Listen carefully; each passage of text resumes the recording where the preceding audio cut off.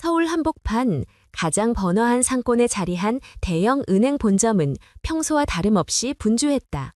출근길을 서두른 직장인들, 점심 전 업무를 해결하려는 기업가들, 예약을 마친 VIP 고객들이 대기번호를 손에 들고 차례를 기다리고 있었다. 이곳은 단순한 금융 업무를 처리하는 장소라기보다 사회적 지위를 확인하는 무대 같았다. 깔끔한 정장을 입은 사람들이 드나들며 서로의 시선을 의식했고, 은행 직원들은 그들의 눈높이에 맞추기 위해 긴장된 표정으로 서류를 다루었다. 그런 가운데 예상치 못한 인물이 출입문을 지나 안으로 들어왔다. 70을 넘긴 농부 김대호였다. 그는 화려한 옷차림도 고급 시계도 없었다. 그저 수십 년 동안 농사로 다져진 삶의 흔적이 배어있는 차림새로 은행 안에 들어섰다. 순간적으로 주변의 시선이 한 곳으로 쏠렸다. 이곳에서 흔히 볼 수 있는 유형의 고객이 아니었기 때문이다. 몇몇은 속삭였고 몇몇은 눈길을 피하며 불편한 기색을 감추려 했다. 하지만 대호는 그런 반응에 신경 쓰지 않고 번호표조차 뽑지 않은 채 곧장 창고 쪽으로 향했다. 직원들 사이에 미묘한 긴장감이 흘렀다. 이 은행의 지점장 박준석은 안쪽 사무실에서 상황을 지켜보고 있었다. 38살의 그는 흔히 성공의 상징으로 여겨지는 이력을 자랑했다. 국내 최고 사립대 경영학과를 졸업하고 해외 MBA 과정을 수료했으며 서울 강남에 고급 아파트를 소유하고 있었다. 주말이면 수입차 동호회에서 모임을 갖고 해외 유명 브랜드의 정장을 걸치며 스스로를 성공한 금융인이라 믿었다. 그런 그에게 지금 눈앞의 광경은 불편한 장면에 불과했다. 은행의 품격을 떨어뜨릴 것 같은 손님이 들어온 듯한 느낌. 그는 잠시 눈살을 찌푸리며 상황을 관망했다. 김대호는 은행의 일반 고객용 창고가 아니라 VIP 전용 창고로 다가갔다. 담당 직원은 당황한 기색을 감추지 못했지만 억지로 미소를 지으며 용건을 물었다. 그리고 그가 내뱉은 한마디에 은행 전체가 얼어붙었다. 그는 자신의 계좌에서 45억 원을 다른 금융사 계좌로 이체하고 싶다고 말했다. 모든 소리가 멎은 듯 정적이 흘렀다. 직원의 손이 멈췄고 대기하던 고객들은 숨을 삼키듯 서로의 얼굴을 바라보았다. 금액은 비현실적으로 들렸다. 수천만 원이나 수억 원 정도라면 기업가 고객들 사이에서도 드물지 않았다. 하지만 수십억 원 단위의 이체를 창고에서 요청하는 농부의 모습은 누구에게도 익숙하지 않았다. 당황한 직원이 확인 절차를 시작하려 했을 때 안쪽 사무실에서 박준석 지점장이 걸어 나왔다. 그는 일부러 느린 걸음으로 상황을 장악하려는 듯 모습을 드러냈다. 고객들 앞에서 건의를 과시하는 일이 자신에게는 자연스러운 행위였다. 박준석은 대호의 옆에 서서 직원이 들은 말을 다시 확인했다. 대호는 차분히 고개를 끄덕였다. 박준석은 순간 입꼬리를 올리며 비웃음을 흘렸다. 그는 주변 직원과 고객들에게도 잘 들리도록 목소리를 높여 말했다. 만약 고객님 계좌에 그 돈이 정말 있다면 제가 2배로 드리겠습니다. 그 말에 몇몇 직원이 얼굴을 붉히며 웃음을 참았고 대기 중이던 고객들 중 일부는 입을 가리며 수군거렸다. 은행 한복판이 조롱과 긴장으로 뒤섞였다. 대호는 여전히 차분했다. 주변의 반응과 지점장의 태도는 오히려 익숙한 풍경처럼 보였다. 평생 동안 그는 외모와 배경만으로 판단하는 시선을 수도 없이 견뎌왔다. 오늘 이 자리도 다르지 않았다. 하지만 이번에는 단순한 개인 경험이 아니라 은행이라는 제도의 민낯을 확인하는 순간이었다. 박준석은 속으로 우월감을 느끼고 있었다. 그는 자신이 성공했다고 믿었고 성공의 척도는 곧 돈과 배경이라고 생각했다. 그런 기준으로 볼 때 김대호는 결코 이 은행 VIP 창구를 차지할 수 없는 인물처럼 보였다. 농부 차림을 한 노인이 수십억 원을 이체하겠다고 주장하는 것은 그의 눈에는 단순한 우스꽝스러운 장면일 뿐이었다. 그러나 은행 안의 공기는 빠르게 달라지고 있었다. 몇몇 고객은 호기심 어린 시선으로 상황을 주시했고 일부 직원은 불안한 눈빛을 주고받았다. 농부 차림의 노인이 허황된 요구를 하는 것인지 아니면 예상치 못한 반전이 숨어있는 것인지 아무도 확신할 수 없었다.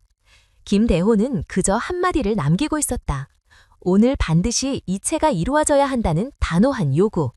그 말은 가볍지 않았고 지점장이 던진 조롱과는 다른 무게감을 품고 있었다. 순간적으로 은행 안은 2가지 공기로 갈라졌다. 한쪽은 여전히 비웃음과 의심이었고 다른 한쪽은 설명할 수 없는 긴장과 경계였다. 박준석은 자신이 던진 농담 섞인 발언이 분위기를 바꾸고 있다는 사실을 깨닫지 못했다. 그는 여전히 상황을 지배하고 있다고 착각했다. 그러나 그 순간부터 은행 안의 시선은 김대호에게서 더 이상 떨어지지 않았다. 이날의 시작은 그저 평범한 은행의 하루였다. 그러나 농부 차림의 한 노인이 내민 요구와 지점장의 조롱이 맞부딪히면서 누구도 예측하지 못한 사건의 서막이 열리고 있었다. 김대호가 은행 한복판에서 수십억 원의 이체를 요구하던 순간 사람들의 시선은 여전히 그에게서 떨어지지 않았다. 그러나 이 노인이 어떤 삶을 걸어왔는지는 그 누구도 알지 못했다. 지금 이곳에 서 있는 모습은 단순히 한 농부의 차림일 뿐이지만 그의 지난 세월은 전혀 다른 이야기를 품고 있었다. 그의 인생은 전라도의 한 시골 마을에서 시작되었다.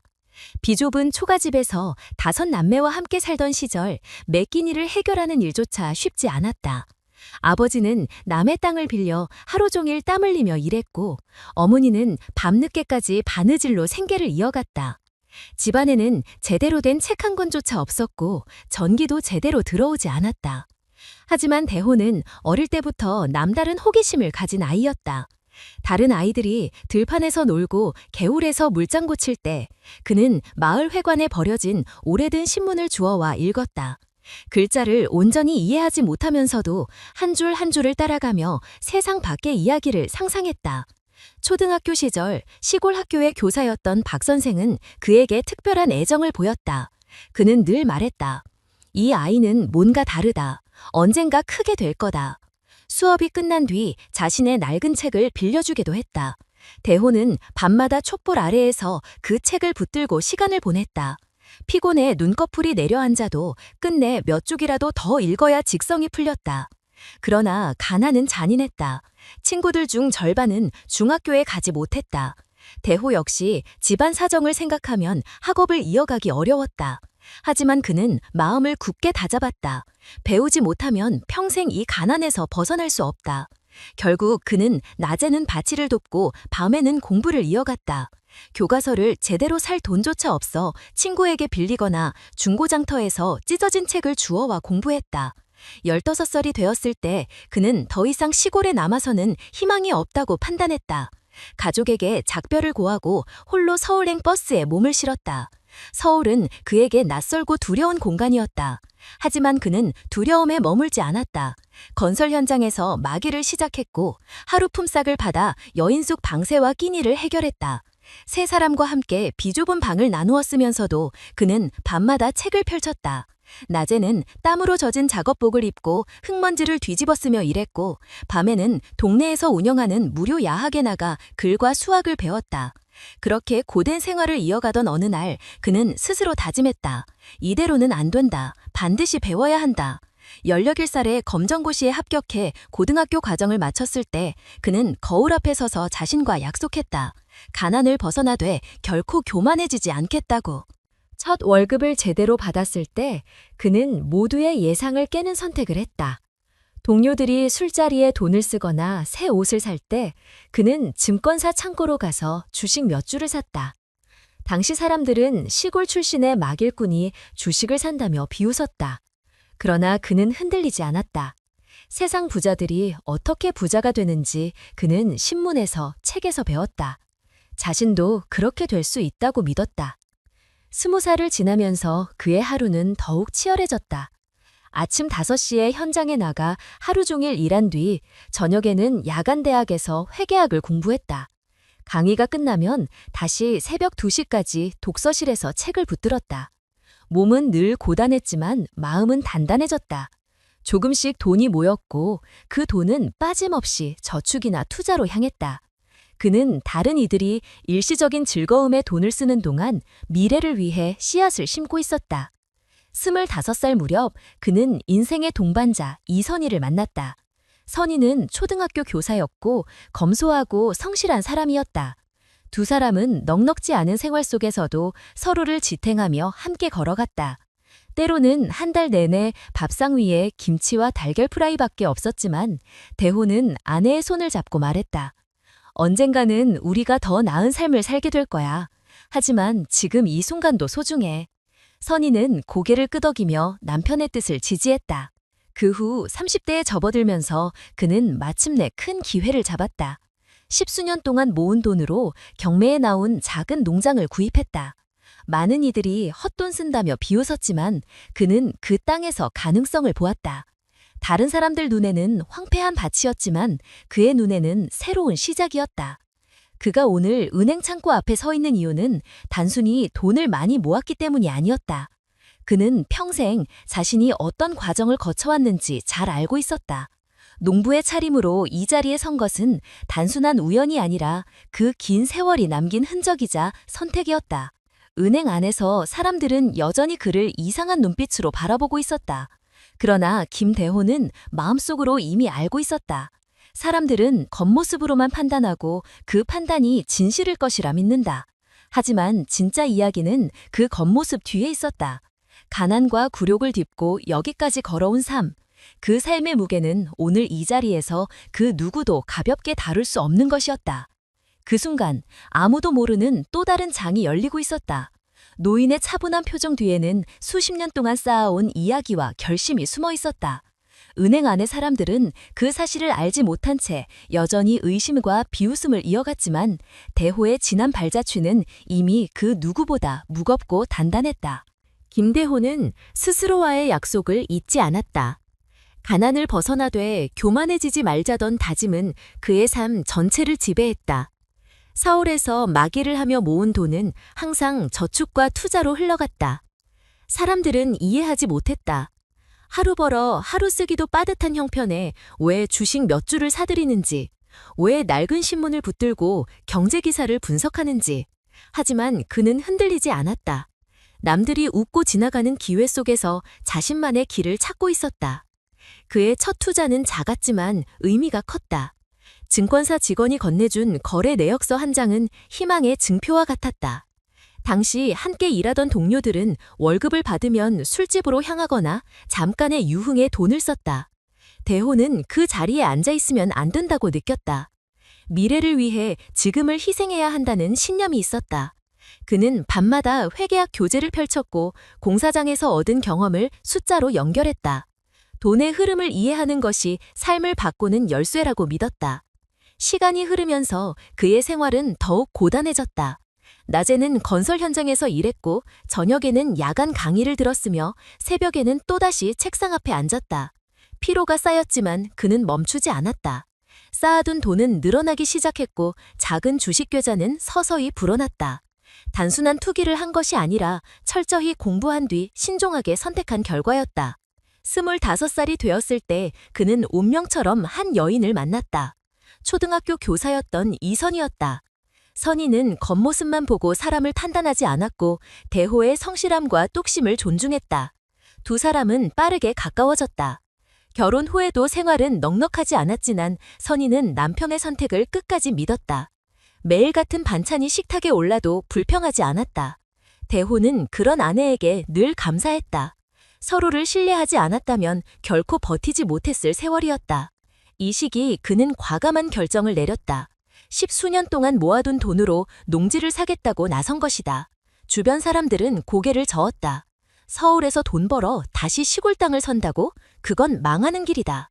그러나 대호는 달리 보았다.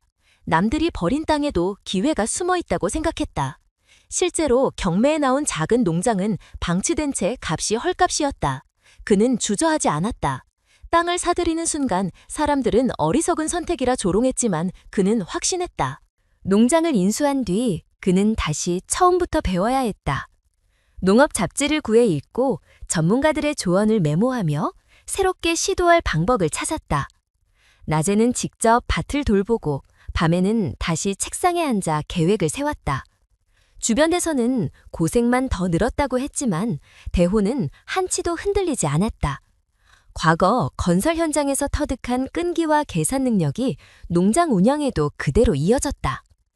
몇 년이 흐르자 땅은 달라지기 시작했다.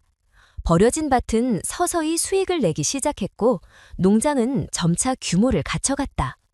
이익이 발생하자 그는 다시 그 돈을 투자에 돌렸다. 부동산을 사들였고 성장 가능성이 있는 기업 주식을 매입했다.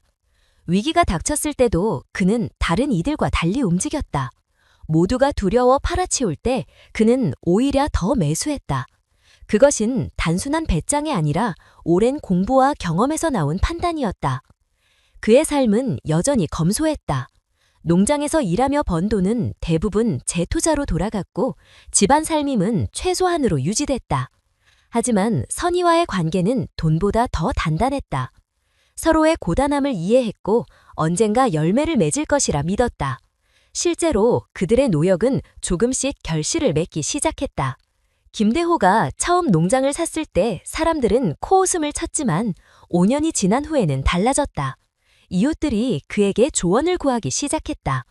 그는 지식을 숨기지 않았다. 자신이 배운 것을 기꺼이 나누었고 마을 사람들은 그를 신뢰하게 되었다. 이 시점에서 그의 계좌는 눈에 띄게 불어 있었다. 하지만 그는 여전히 허름한 옷을 입고 낡은 트럭을 몰았다. 외형에 신경 쓰기보다 그가 중요하게 여긴 것은 원칙이었다. 돈이란 본질적으로 도구일 뿐 사람의 가치를 증명하지 않는다고 믿었다. 농장 운영에서 얻은 수익은 또 다른 투자로 이어졌다. 그는 새로운 사업 기회를 찾았고 더 큰 세상으로 나아갈 준비를 했다. 그러나 이 모든 과정에서도 마음속 다짐은 변하지 않았다. 나는 어디에서 왔는지를 잊지 않는다. 이 한 문장은 그의 모든 선택을 관통했다.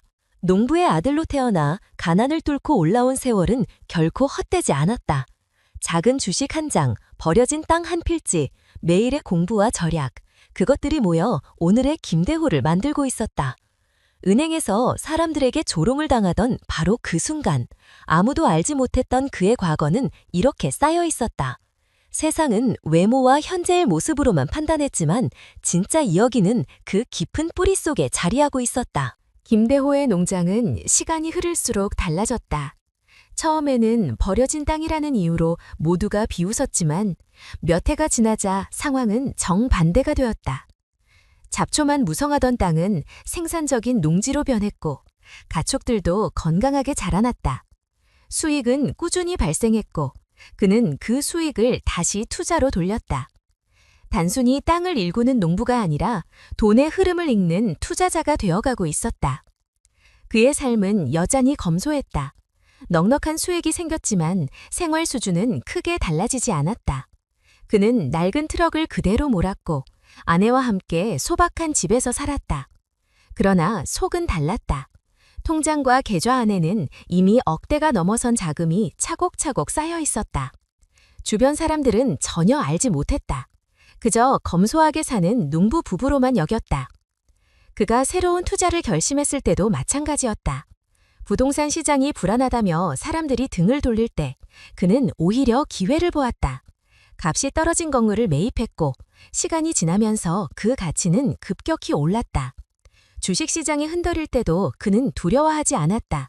위기 속에 기회가 숨어 있다는 것을 경험으로 알았기 때문이다. 아내 이선희는 여적이 든든한 버팀목이었다. 때때로 주변에서 왜 그렇게 고생하며 살 필요가 있느냐고 물어도 선희는 남편을 존중했다. 그녀는 가정교사로 일하며 벌어온 소득도 기꺼이 생활비에 보탰고 남편이 모은 자금을 다시 투자에 쓰도록 지지했다. 두 사람 사이에는 흔들림이 없었다. 서로의 희생을 이해했고 서로의 꿈을 믿었다. 농장이 점점 규모를 갖추자 마을 사람들의 태도는 변하기 시작했다. 과거에는 그를 무시하거나 조롱하던 이들이 이제는 조언을 구하러 찾아왔다. 그는 자신이 배운 지식을 숨기지 않았다. 씨앗을 어떻게 선택해야 하는지, 가축을 어떻게 관리해야 하는지, 또 자금을 어떻게 굴려야 하는지까지 솔직히 알려주었다. 그의 이름은 점점 더 많은 사람들의 입에 오르내렸다. 그러나 그는 유명세를 즐기지 않았다. 여전히 아침이면 일찍 일어나 똑같이 하루를 시작했고 여전히 소박한 식사를 했다. 외적으로 드러나는 것은 아무것도 없었지만 그의 마음속에는 확신이 자리 잡고 있었다. 진정한 본은 겉으로 보이는 것이 아니라 내실에 있다는 믿음이었다. 그가 40이 되던 해 주변 사람들은 그가 이미 성공했다고 여겼다. 그러나 대호는 그렇게 생각하지 않았다. 그는 단지 시작에 불과하다고 여겼다. 재산은 눈에 띄게 늘어났고 계좌 잔고는 누구도 상상하지 못할 만큼 커졌다. 하지만 그는 자신의 뿌리를 잊지 않았다. 가난했던 어린 시절이 늘 마음속에 있었고 그 기억이 교만을 막아주었다. 그의 자산은 다양한 분야로 퍼져 있었다. 농장에서 얻은 수익은 다시 농장에 투자되었고 남은 돈은 부동산과 주식으로 흘러갔다. 대기업의 성장 가능성을 보고 지분을 확보했고 지방도시의 토지를 매입해 장기적으로 보유했다. 위기가 올 때마다 사람들은 겁에 질려 팔아치웠지만 그는 오히려 더 담대해졌다. 위기의 순간이야말로 가장 값싼 가격으로 미래를 사들이는 기회라는 것을 알았기 때문이다. 이 모든 과정에서도 그의 생활은 변함없었다. 아내와 함께 장을 볼 때면 여전히 할인 코너를 찾았고 아이들과 함께할 때도 사치스러운 취미는 들이지 않았다. 돈은 목적이 아니라 수단이라는 생각이 확고했기 때문이다. 그는 아내에게 종종 말했다. 사람이 가난할 때 착했다면 부자가 되어도 착할 것이고 가난할 때 비열했다면 부자가 되면 더 비열해질 뿐이라고. 선희는 고개를 끄덕이며 동의했다. 김대호의 이름은 점차 지역사회에서도 알려지기 시작했다. 하지만 그는 언론이나 공적인 자리에는 나서지 않았다. 여전히 농부 김씨라는 호칭으로 불렸고 그것이 편안했다. 다른 사람들이 화려함을 좇을 때 그는 검소함 속에서 안정을 느꼈다. 돈이 많아졌지만 그것이 그의 태도를 바꾸지는 못했다. 농장은 더 이상 단순한 생계수단이 아니었다. 그것은 그의 인생 철학을 보여주는 상징이 되었다.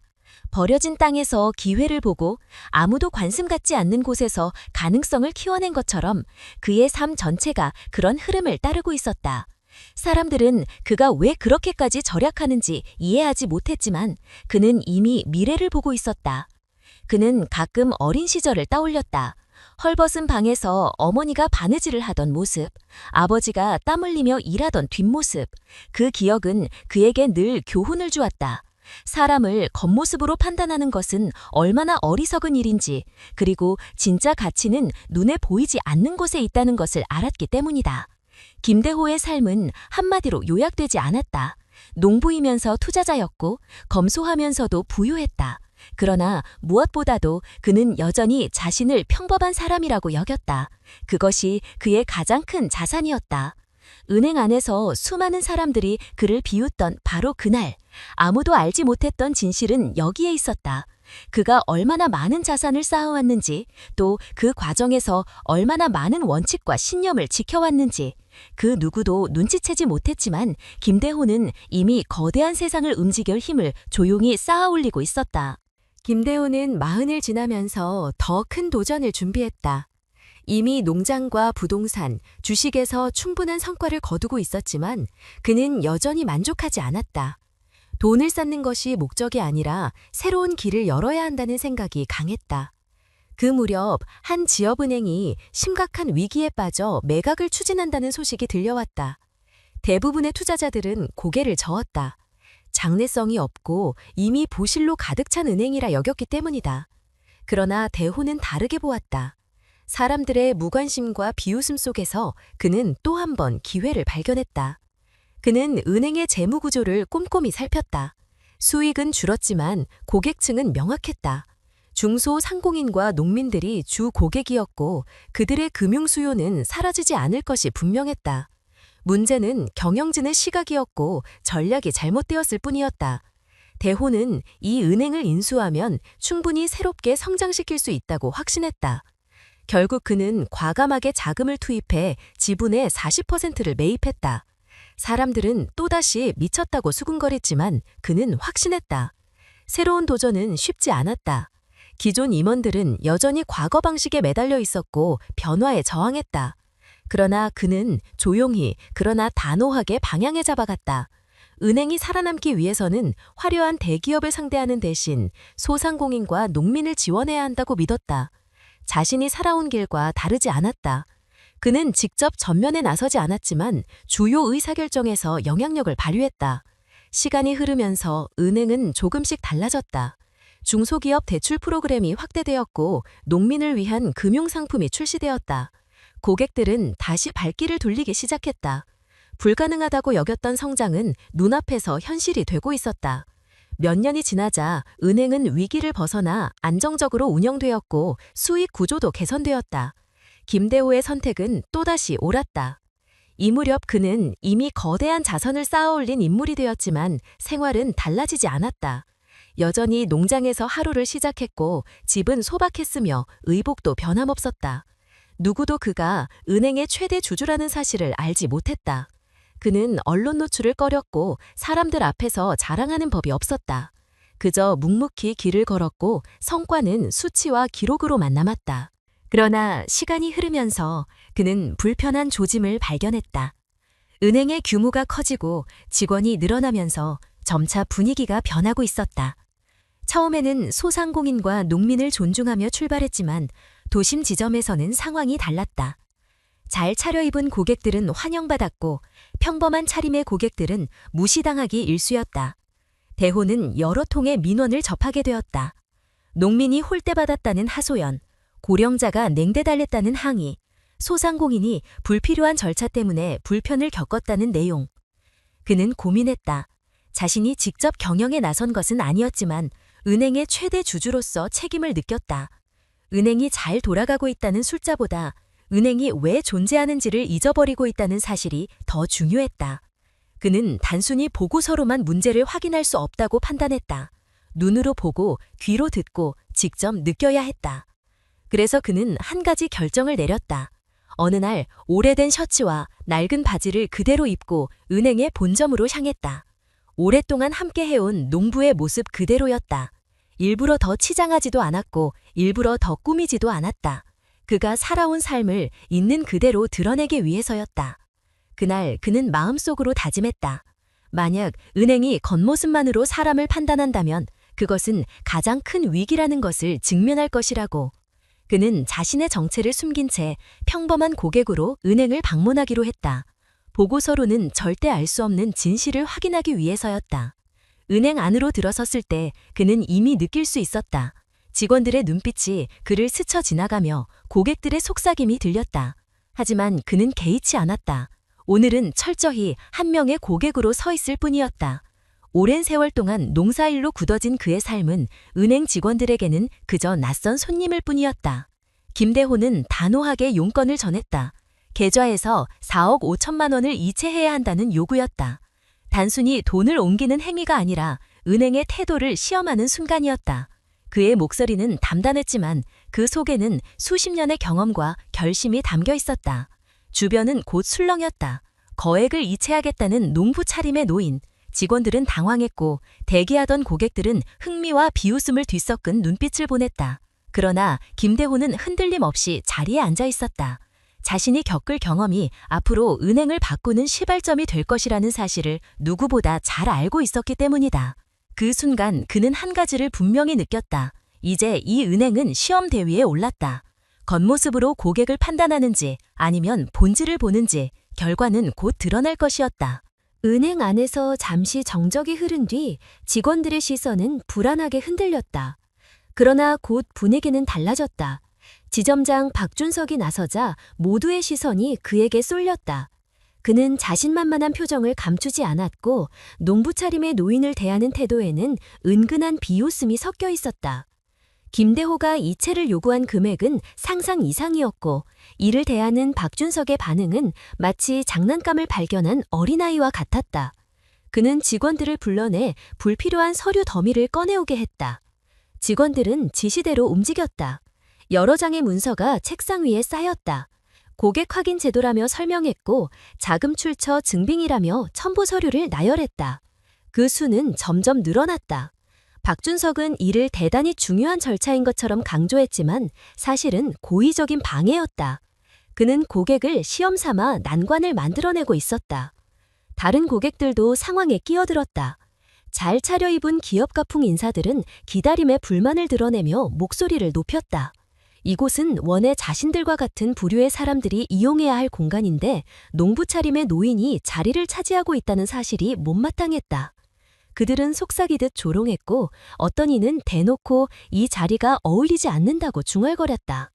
직원 중 일부는 불편해했지만 대부분은 지점장의 눈치를 보았다. 그에게 거스르는 것은 곧 자신의 자리와 연결된 문제였다.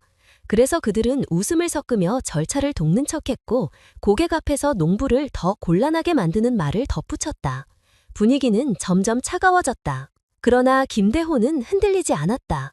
수십 년간 살아온 삶이 이미 이런 시선을 견디는 훈련이 되어 있었다. 그는 단호하게 용건을 반복했을 뿐이다. 이체는 오늘 반드시 이루어져야 한다는 점, 그것이 전부였다. 직원들이 내미는 서류 더미에도 표정은 변하지 않았다. 차분함은 오히려 그 자리에 있던 사람들을 더 당황하게 만들었다. 시간이 흐르면서 대기실의 긴장감은 더 커졌다. 일부 고객들은 짜증을 내며 발길을 돌렸고 남은 사람들은 마치 구경거리라도 되는 듯 눈길을 고정했다. 은행 내부는 점점 이상한 방향으로 흘러가고 있었다.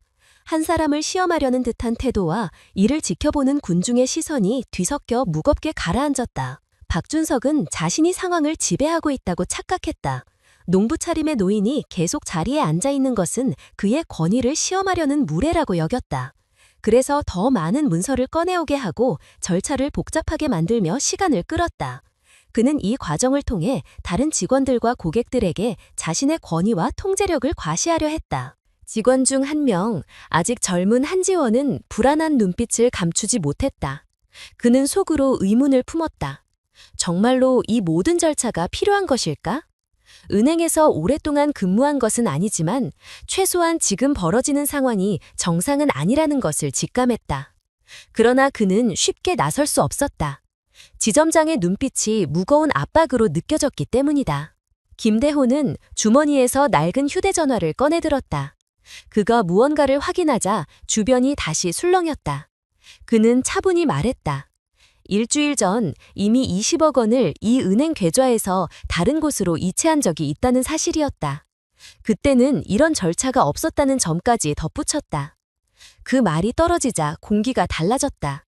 직원들의 시선이 서로 교차했고 박준석의 표정이 잠시 굳어졌다. 순간적인 정적두에 다시 웅성거림이 퍼졌다. 고객들은 더 노골적으로 호기심을 드러냈고 직원들은 당혹감을 감추지 못했다. 박준석은 잠시 당황했지만 곧 다시 목소리를 높였다. 그는 절차를 강조하며 오늘은 불가능하다고 단정지었다. 하지만 이미 균열은 생겼다. 사람들은 그 농부 차림의 노인을 더 이상 가볍게 볼 수 없었다. 은행 내부의 분위기는 점점 양극으로 갈라졌다. 일부는 여전히 의심과 조롱을 이어갔고 일부는 혹시 모를 가능성에 눈길을 고정했다. 누구도 확신할 수 없는 상황이었지만 분명한 것은 농부 차림의 노인이 물러서지 않는다는 사실이었다. 박준석은 여전히 자신이 우위에 있다고 믿었다. 그러나 직원들의 귓가에는 불안한 속삭임이 번지고 있었다. 만약 그 노인의 말이 사실이라면 지금 자신들이 하는 행동은 단순한 절차가 아니라 명백한 차별이 될 수도 있다는 두려움이었다. 그럼에도 불구하고 은행은 움직이지 않았다. 지점장의 명령 아래 모든 것은 그대로 진행됐다. 서류는 더 쌓여갔고 시간은 흘렀다. 고객들은 답답함 속에 불만을 터뜨렸고 직원들은 어색한 웃음으로 상황을 무마하려 했다. 김대호는 여전히 자리에 앉아 있었다. 그는 서류를 받아들고도 차분함을 잃지 않았다.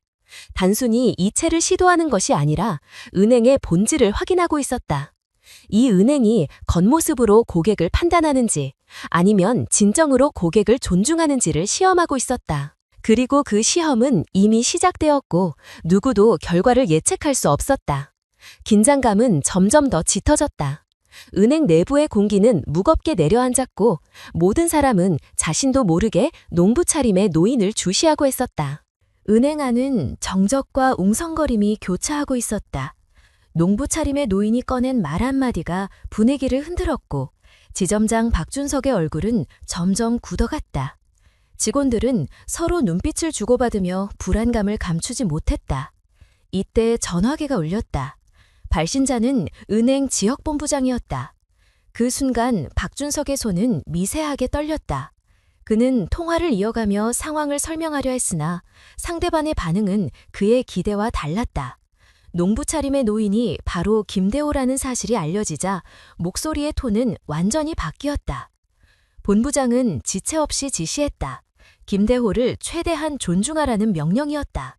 박준석은 당혹감을 감추지 못했다.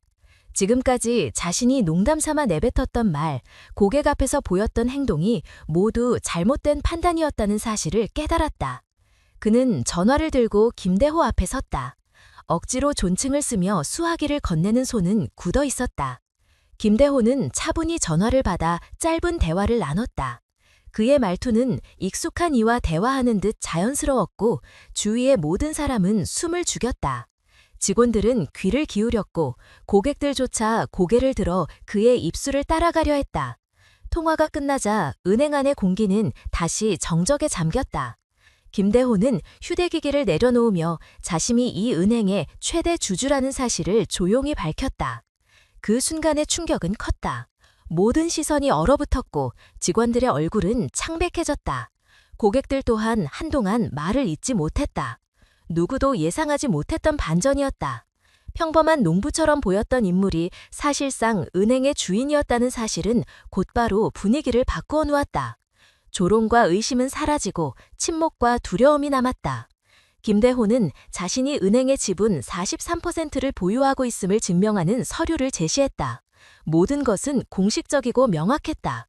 직원들이 직접 시스템을 조회하며 사실을 확인하자 누구도 부정할 수 없게 되었다. 박준석은 몸을 가누기 힘들 정도로 흔들렸고 다른 관리자들 또한 얼굴을 들지 못했다. 이 순간 김대호는 단호하게 목소리를 높였다. 그는 은행의 존재 이유를 다시 일깨웠다. 은행은 화려한 고객을 위해서만 있는 것이 아니라 누구든지 존중받아야 할 공간이라는 점을 분명히 했다. 그는 직원들에게 그동안 자신이 받아온 민원들을 언급하며 현실을 바꿔야 한다고 지적했다. 그것은 단순한 훈계가 아니었다. 책임 있는 주주로서의 결단이었다. 그는 즉석에서 인사조치를 발표했다. 지점장 박준석은 더 이상 이 자리에 남을 수 없다고 선언했다. 은행을 이끄는 사람은 모범이 되어야 하는데 그는 오히려 차별과 조롱으로 권위를 세워왔다고 선언했다. 따라서 즉시 해임된다고 밝혔다. 이어서 그동안 상황을 방관하며 동조했던 관리자 또한 함께 책임을 져야 한다고 덧붙였다. 모든 시선이 얼어붙은 가운데 김대호는 뜻밖의 결정을 이어갔다. 직원 중 한 명인 한지연을 새 지점장으로 임명하겠다는 선언이었다. 그녀는 막내급 직원에 불과했지만 이번 상황에서 홀로 의문을 품고 양심을 지켰던 인물이었다. 김대호는 그녀의 태도가 은행이 지향해야 할 가치와 맞닿아 있다고 강조했다. 직원들은 충격에 휩싸였다. 지점장이 순식간에 자리에서 물러나고 젊은 직원이 그 자리를 이어받는 순간이었다. 고객들도 놀라움을 감추지 못했다. 그러나 동시에 그들은 은행이 달라질 수 있다는 희망을 느꼈다. 단순한 금전거래의 공간이 아니라 존중과 신뢰가 회복될 수 있다는 가능성이었다. 박준석은 의자에 털썩 주저앉았다. 얼굴은 붉게 달아올랐고 손은 떨렸다. 자신이 수년 동안 쌓아온 커리어가 한순간에 무너져 내리고 있었다. 조롱으로 시작했던 일이 결국 자신의 파멸로 이어지고 있었다. 김대호는 마지막으로 직원들과 고객 모두에게 들리도록 말했다. 은행은 누구에게나 열려 있어야 하고 돈의 많고 적음이 태도의 기준이 되어서는 안 된다고. 그는 자신이 은행을 선택한 이유가 바로 그것이라고 강조했다. 농부 출신인 자신이 여기까지 올 수 있었던 것도 누군가의 기회 덕분이었다는 점을 잊지 않았기 때문이었다. 그의 말은 은행 안을 가득 채웠다. 침묵 속에서 울림은 더욱 크게 느껴졌다. 직원들은 고개를 숙였고 고객들은 눈빛을 바꾸었다. 단순히 한 사람의 정체가 드러난 사건이 아니라 은행 전체의 방향이 바뀌는 순간이었다. 김대호는 자리에 앉아있던 이들에게 더 이상 말하지 않았다. 이미 충분했다. 결정은 내려졌고 새로운 시작이 선언되었다. 그날의 경험은 모두에게 평생 잊히지 않을 교훈으로 남았다. 은행 안의 공기는 무겁게 가라앉았다. 방금 전까지 건의와 조롱으로 가득 차 있던 지점은 순식간에 정반대의 분위기에 휩싸였다. 직원들은 서로 눈을 마주치지 못했고 고객들은 말을 잃었다. 해임을 통보받은 박준석은 자리에 주저앉아 현실을 부정하려 했지만 상황은 이미 돌이킬 수 없었다. 관리자의 자리에서 쫓겨난 또 다른 인물 역시 고개를 들지 못했다. 반대로 한지연은 갑작스러운 지점장 임명에 숨이 막힐 듯했지만 김대호의 결정을 거절하지 않았다. 자신이 옳다고 믿었던 작은 선택이 이렇게 큰 결과로 이어질 줄은 상상하지 못했지만 은행의 미래를 바꾸는 책임을 맡게 된 이상 물러설 수 없었다. 직원들은 처음에는 충격을 받았으나 곧 마음속 깊이 반성을 시작했다. 지금까지 고객을 대하던 태도가 잘못되었음을 뼈저리게 깨달았다. 김대호는 은행을 나서지 않았다. 그는 남은 시간을 직원들과 함께하며 더 많은 이야기를 들었다. 한쪽에서는 변명과 후회가 뒤섞인 목소리가 나왔고 다른 쪽에서는 다시는 이런 일이 반복되지 않도록 하겠다는 다짐이 이어졌다. 고객들도 여전히 자리에 남아 있었다. 어떤 이는 두려움에 말을 잃었고 어떤 이는 깊은 부끄러움에 얼굴을 숙였다. 모두가 마음속으로 알고 있었다. 단순한 해프닝이 아니라 자신들의 태도를 돌아보게 만드는 사건이라는 것을. 며칠 뒤 은행 내부에는 큰 변화가 시작되었다. 본점뿐 아니라 전국의 지점들까지 파장이 퍼져나갔다. 한지연은 새로운 지점장으로서 직원 교육을 다시 세웠다.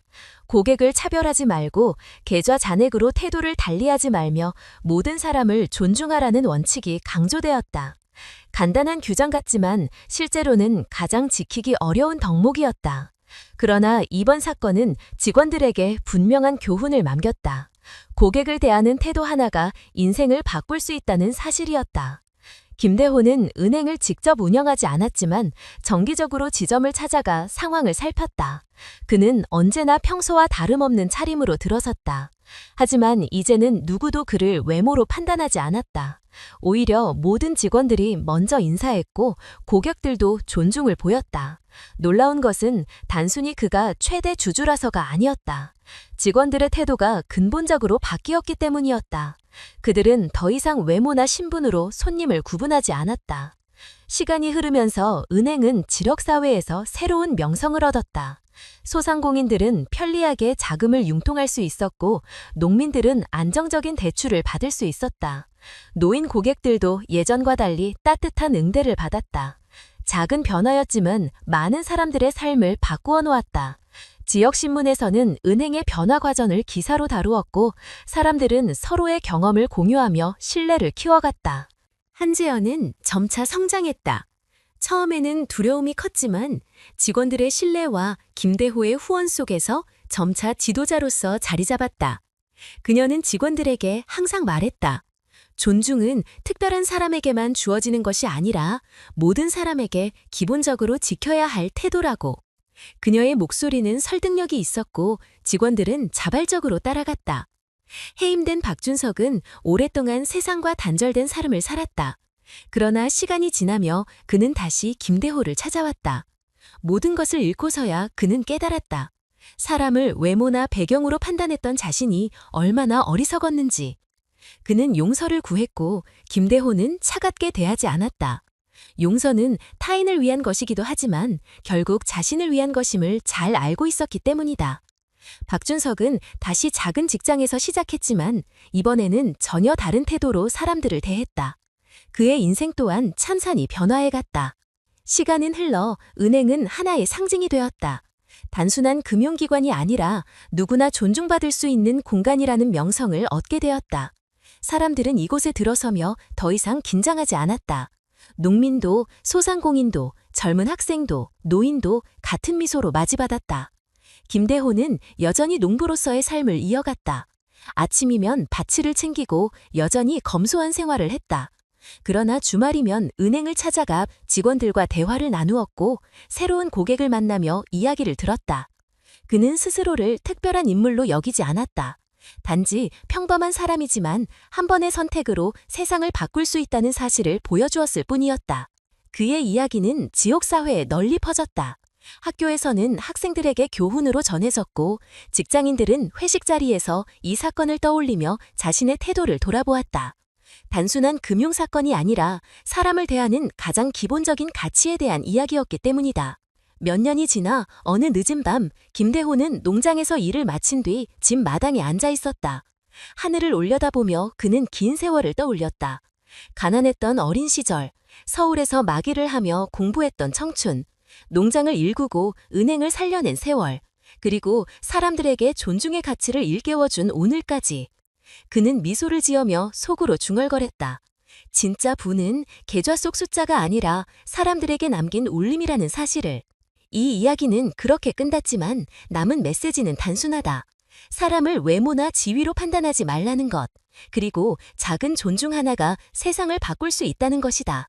결국 삶의 가치는 우리가 가진 돈이 아니라 우리가 어떻게 다른 사람을 대하는가에 달려있다는 사실. 김대호의 삶은 바로 그 증거였다. 오늘 긴 이야기를 끝까지 함께해 주신 모든 분들께 진심으로 감사드립니다.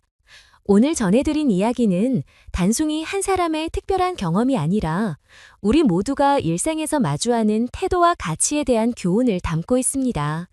겉모습이나 지위가 아니라 누구를 만나더라도 존중과 배려로 대하는 것이 얼마나 중요한지를 다시 한번 느끼게 됩니다. 작은 말 한마디, 작은 태도 하나가 상대방의 삶을 바꾸고 또 우리의 삶을 더 따뜻하게 만들 수 있다는 사실을 잊지 않으셨으면 합니다. 이 이야기를 통해서 우리가 지켜야 할 가장 큰 가치는 바로 사람에 대한 존중이라는 점을 함께 나눌 수 있어 기쁩니다. 오늘 느끼신 감정과 생각이 여러분의 삶 속에서 작은 변화를 이끌어내기를 바랍니다. 저희 채널을 응원해주시는 방법은 어렵지 않습니다. 아래에 있는 좋아요를 눌러주시고 느낀 점을 댓글로 남겨주시면 큰 힘이 됩니다. 그리고 구독 버튼을 눌러주시면 앞으로도 다양한 이야기와 교훈을 함께 나눌 수 있습니다. 여러분 한 분 한 분의 관심과 응원이 저희에게는 무엇보다 소중합니다. 끝까지 함께 해주신 여러분께 다시 한번 감사드리며 늘 건강과 행복이 함께 하시길 바랍니다.